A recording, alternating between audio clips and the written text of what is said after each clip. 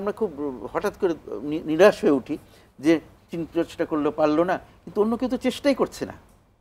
আর কেউ কি চেষ্টা করছে? কতটুকু করছে?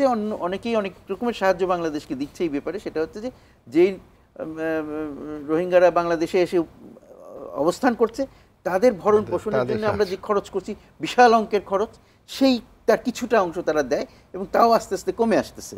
হ্যাঁ, তো ভারত, জাপান, যাকেই বলি আমরা সবার সাথে আমরা এই প্রসঙ্গটা তুলি, কিন্তু কেউই ঠিক প্রত্যাবাসনের বিষয়ে খুব এগিয়ে এসে কিছু বলে না।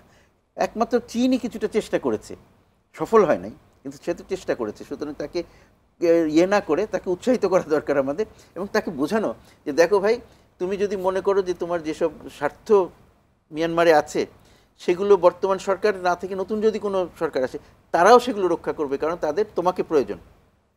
যে কেউ আসুক তাকে চায়নার প্রয়োজন। সুতরাং চায়না ভয় পাওয়ার তো কিছু নাই। তাছাড়া চায়না যদি এই আরাকান স্টেটে যদি তারা ইকোনমিক জোন ইত্যাদি করার কথা যেগুলো বলা হচ্ছে, বিভিন্ন রকমের শিল্প কারখানা স্থাপন করে, লোক কোথায় পাবে? ওখানে কি যথেষ্ট লোক আছে? এই রোহিঙ্গারাই তো তাদেরকে কাজ করে দিবে। তো সুতরাং এইগুলো খেয়াল রাখতে হবে।